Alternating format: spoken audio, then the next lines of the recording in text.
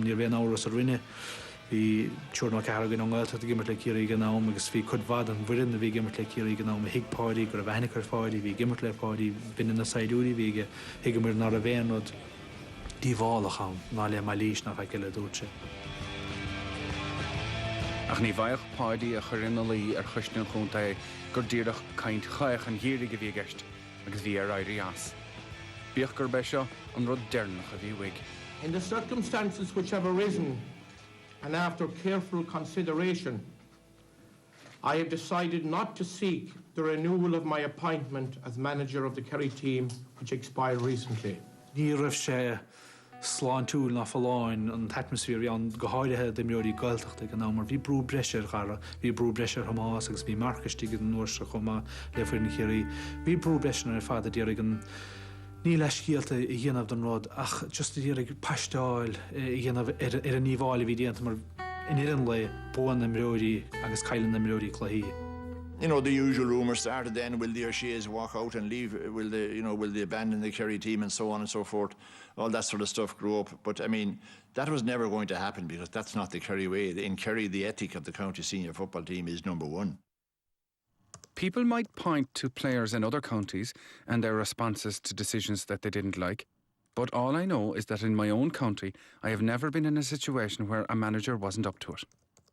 There were times when I didn't get on with Paddy, and plenty of times I got pissed off with Jack O'Connor afterwards. But there was never a time when I said, this has to change, this is going to cost us. In my opinion, players are there to play and managers are there to manage. And I couldn't even fathom a situation in Kerry where there would be a need for player power. I couldn't see the situation ever developing. After we get on with both my yowler, near a Darragh host my yowler, I guess the half of Shalom. Agus has na clown ar fad def hir dom. Ní imrís le tamala. Tím ríidir raig ríis le círí agus do bhór ar craibh na héan le Pat sé agus bhóidir le Jack O'Connor agus ena sné ríocham siar is. Ní imrís le tamala. Bhí blianta agad bhí blianta don scagum le Darragh agus blianta go chuinó me go dóra.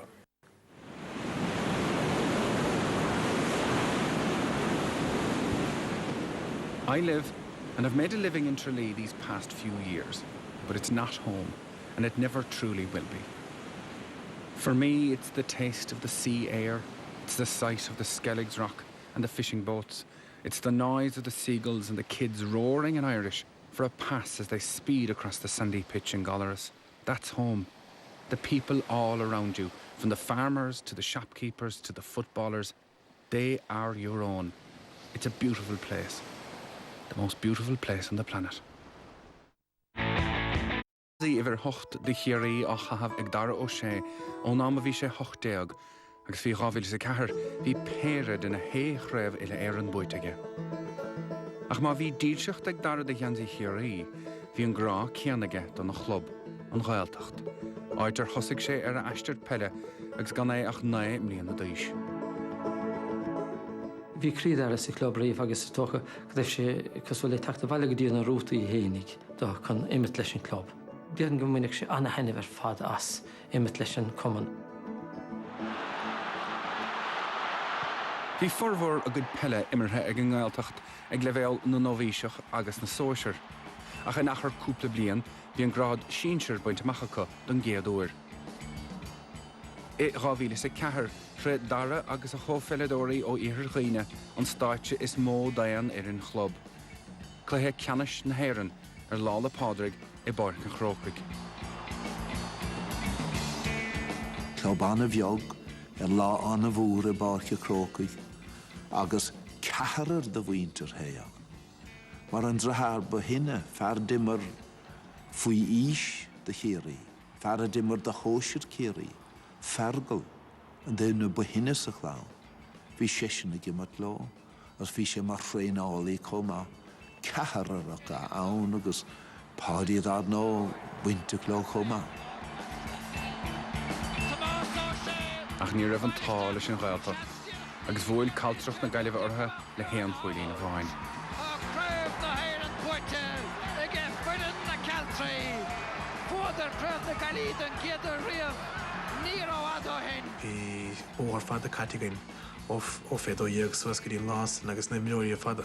Anna chudas na miúirí has níos féadó dhéag bhí ar an lásan agus bhí sé nach chógrat am chrí an glésan agus na miúirí san ar fada gim rís le ar fada agus an ar fada ha chuisteach sa cuman agus na miúirí fad úntaach a gimar leis an cuman. Craibh na Héireann Poite ige fuirin na Caltry.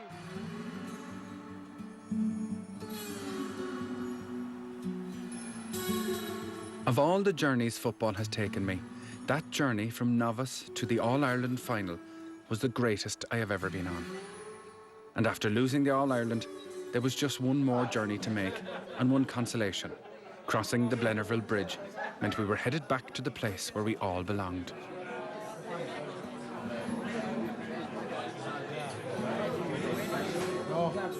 Amerig kommer din county final le chéile an Vertican. Amerig.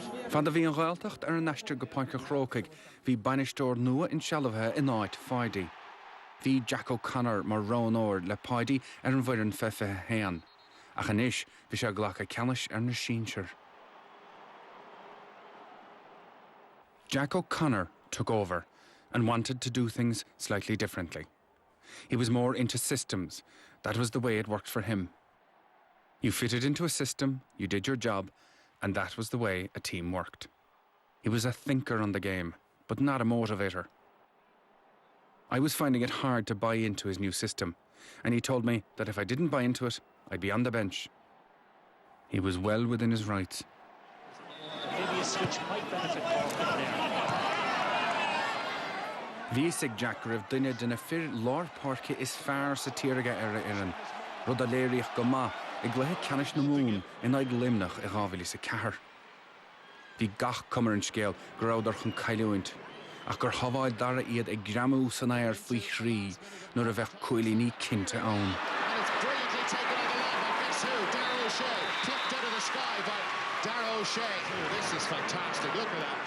Déine rud mór don na dhéag sin agus cin Jack chuna chuid rud mór don na dhéag sin nó ná raibh fáil ar Darragh O'Shea an gluthe ceannis Spáin sé fístéip do Darragh O'Shea agus an rólmhíige is ní dóim gur hain sé sin le Darragh agus gach Darragh forchúiseach go mar sin aber médigin sé a sé díanta agus a sé hácht agus sin stair agus ní hen duine muoine chaid Darragh agus ní dhéchann sé chursaí pelle mar sin a sé fuór nar í dhéchann sé chursaí pelle agus tá sé slachfór agus fuór chúiseach na dhíríonn sé ar de chaid agus bhí sé sais náidthe ar an gunn me faoi chuid idir béime ar an imirtúnta híonn sé bart na lás maní le áras nábeach le ceannis na hhéir nach a bhí a gaiir, buint amach go morach an gramúntaach san híonn sé.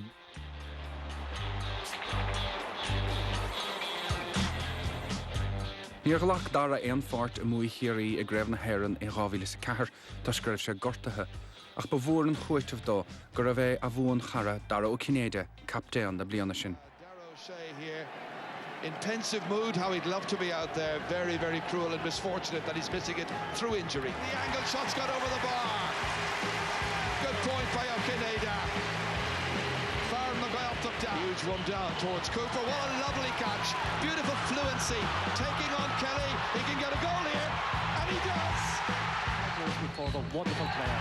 Kerry have done all they had to do and played some. Dú Darragh Cinéide nuair a bhí sé a bhlachas tucha is sios tín chuman a bheith sin an sais platform san na húirtún agus an seansta sin na húirtún mar a miróí agus bhí sin sais mar ar fá díaltas don cuman go raibh sé seo tu go siar go dtíos go raibh Sam Maguire tu go siar agus níl go siar ó bhí pádí mar chaptéin in éidir go 8 chuige sálam so bhí cead a bhí an bhí fethe bliana na sálam so an óir mór a bheith sin dúna mar a miróí agus an club chuma so bhfuil mar an haineh agus chin bhaigh sin rud a fadamsar. Blian na bháin eile a dimmer Darragh Ó Cinéide, sa ar éirigh sé as chun dul gobar I radio na Gaeltachta. Bín daoine gcónaí le a gabhar beag chun spóideach an leabhar a ghéal. Rás I chuoinehar sin agus tá scríomh dearagé sin a hachan nó beidir beisbeag beidir peobarach ar isteach sa leabhar. Mar hámpla beag meachtaíine go meachtóirí mí go muid leis a gaidir bh bhíidir idir a héin agus bainistóirí áid Jack chun na chúid mar hámpla. Ní annach chud cainte méall Jack O'Connor chama agus há scíal crín slígur chama. Nuair a hagann sé go dtí leabhar cum dú clascail de go leir daoine go míon an teach na fáidir súil na chríoch na insaúr na caiide agus do hit nachtraáide haachcha mar Rosan leir bhfuil éon rion san an cadmhacha sin chuir a bhfuilm leabhar. Annach chud scéalta méall tras na leir agus an hénig lúte an cúpla balta agus na hen radíochtta go. Gar gur míle agad as láirlinn agus tasúlim gnéirí geis leir agus go méid tóir agus éileh agus go méid an chud spéis rud. Fertíúil, cleachtaúil, dána, lánaáíocht, lána chleachta, rógur i bra fé mar hasgus na héine, agus anna chudas na rudí haidíanta agus í dhéana sé agus tá dhéana bhige ní féidir a chuir réalláir telefís na leir agus is tochan dhéan fu godó. Bhí Darragh céad fan géad dáíre méallir lethe ach níor sé éon fáin géad daíre méallir héin riamh agus stoilm go benéan rud a gálamímar ar fadhuaig as bheith gimmart leis agus as an cleachta bhuiimar fad as. Gálamímar chunas sása bhaint as mar bhí sé snáir chuma beidir rámar rógáíre méallir gluthe bátaí chuma agus gálamímar i ceachtan a réile chuma bhuaig. Agus bhí Darragh cinéide in san ádáin ag féchaint ar a chara a gimmart a chluthe a bear riamh. Ólamsa agus móclathe má gimmar Darragh sé sa bhreis ceir féid chluhí i gimmar sé. Ní dólim muine héin iad sása bheits éanta spáintas bhuaig is a bhaine sa chlé carú canna sin blion sin gáhíle sé i gine ardhacha. Thug sé sampla do sétan was an fad fad.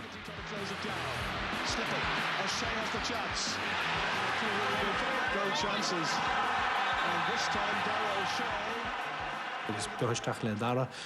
Ní chun cosanúirt a gheáir beag ná a gheáir óg ná just chun cosanúirt do rinne dá cholecha ar a bhhuiin agus teachtarach do chuir amach níl chun ghlach lei seo nuamh.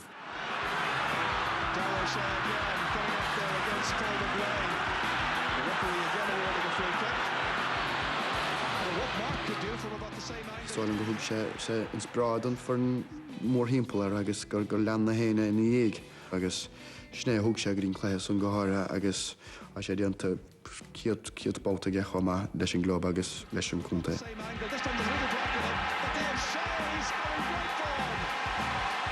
Bhí sé dochlíte, de bhí sé dochlíte an lá sin. Bhí sé cóláidir agus có fisiciúil ag an am sin, bhí sé i mar a chóca an am sin. Bhí sé ná mgréan a lá seo le lábháin agus an líród a grama le lábhéile bhí sé cóláidir sin. Gur bhéh sin in áíire an taspátas is fearr thug Darragh le lá na páirce nuair a bhí misí a bhaile ar téiscéile, mar sa Darragh lehan sin furs dimar sé go húntaach a gine sár felladóir ile sár fel lá páircéile ó bhacha Paul McGrain. It's an 8-point victory for Kerry. They came out like men possessed.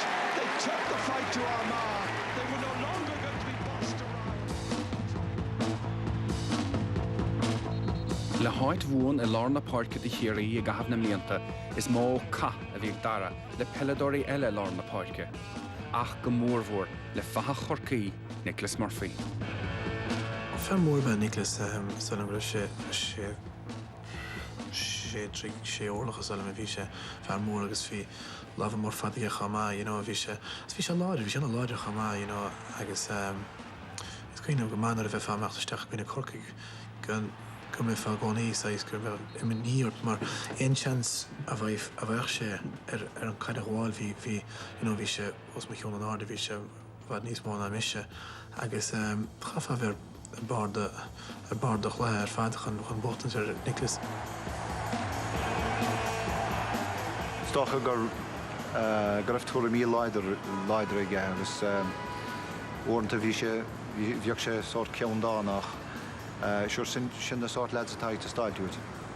Go mór bhór nóir a bhíon cuimhlinn géar ann agus nóir a bhíoh sé ag gomíocht le daine cosúla Nicholas Murphy agus Ciarán Whelan agus daine mar sin i lá na páirce.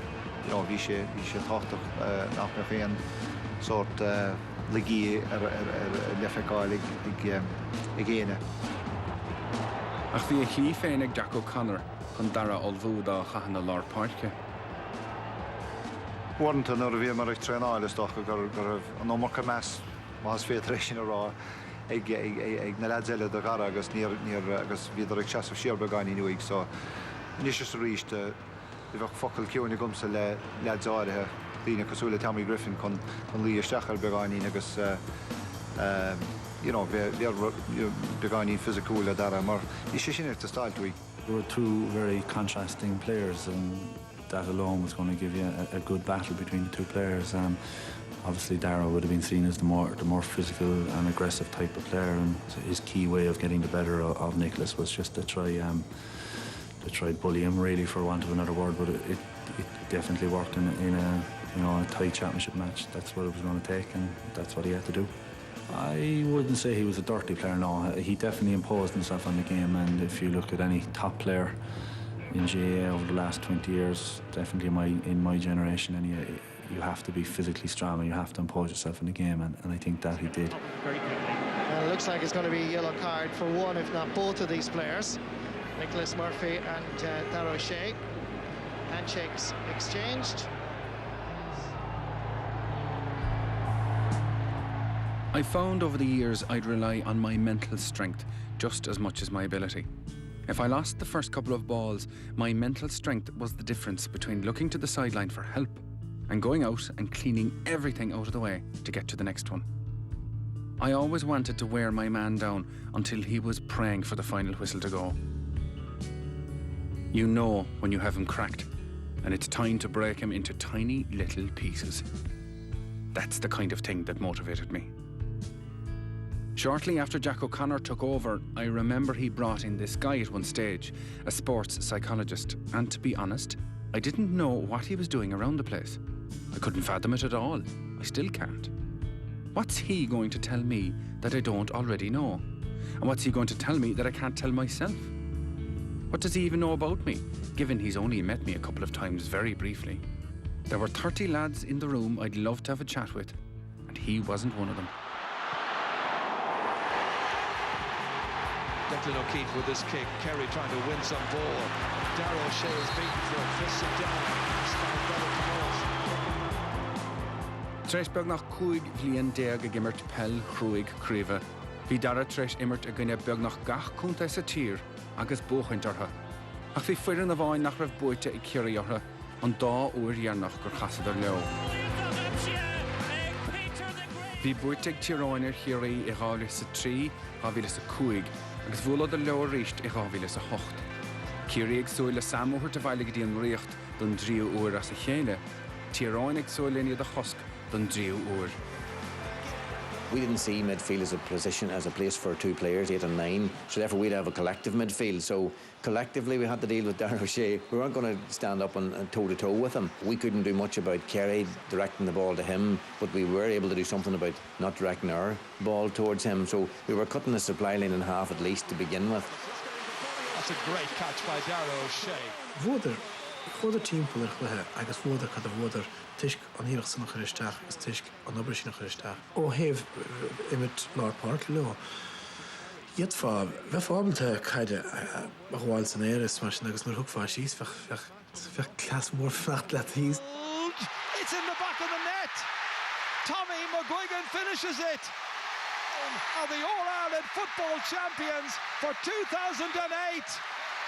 I féad leat says fnacht nach le híos an catú bogarát agus catú meachtar agus nach le héalaigh mar agus bhí seansa gona gin buchtaintear tírónach ní chemeadan sé má istíime agus ní chemeadan sé mar Ríochta a bheith cuoine bhar. Mickey Hart's men prevail at Croke Park. What that defeat did do was it kept me guessing about giving it one more go. It wasn't the Tyrone factor, just the fact we'd lost and I wanted to go out on a high. I felt I had something to offer, and I didn't want to have any regrets when I did pack it in, because you're long enough retired. I knew I was close to the end, but I also had an inkling that I really wanted one for the road. I had to talk to my wife. Being a footballer is a selfish thing when you're married, and what made it even more selfish was we had a little girl in the house, so I had to think about my personal life too. And on top of all that, there was a decision to be made around work. With the economy collapsing and the property bubble having burst, Being an auctioneer was taking up more time and causing more stress than it ever had before.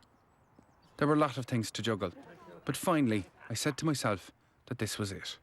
I'd give Kerry one last go. Galloping alongside is Darragh O'Shea. 34 years young, still going strong, looking for the score off the kickoff, and he has nailed it. He's driving forward. His 15th season playing senior inter-county football for Kerry, and he's lost none of that old style and swagger. I grab hold of Tomas's hand and I grab hold of Mark's hand. The same hands that tried to stop me by any means necessary in our backyard all those years ago as I made a charge for the side of the house. I shake their hands tightly, but they don't know. Nobody does. After 16 years playing senior inter-county football, this is it for me. On the bus that zigzagged its way to Croke Park, nothing caused me to change my mind. And as we slowly grind down Cork and head for another All-Ireland victory, nothing is causing me to change my mind. It's not so much that the thrill has gone, more that there is nothing left to prove.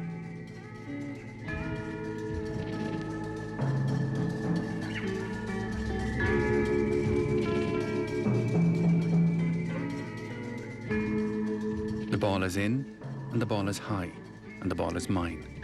It has to be. Out of the corner of my eye, I can see my brothers, but they're too far away. I forget about everything around, and suddenly the world is just me and this ball as it comes thundering out of the sky. I take one step forward, I leap, and I catch. I always catch. The last drop has left the tank. With 13 minutes to go, the number 8 goes up on the board, and I walk away for the final time. There's no sadness though. I'm going out on a high. The year is 2009. I am 34 years old. And this is the end. Leach dochrete pelle.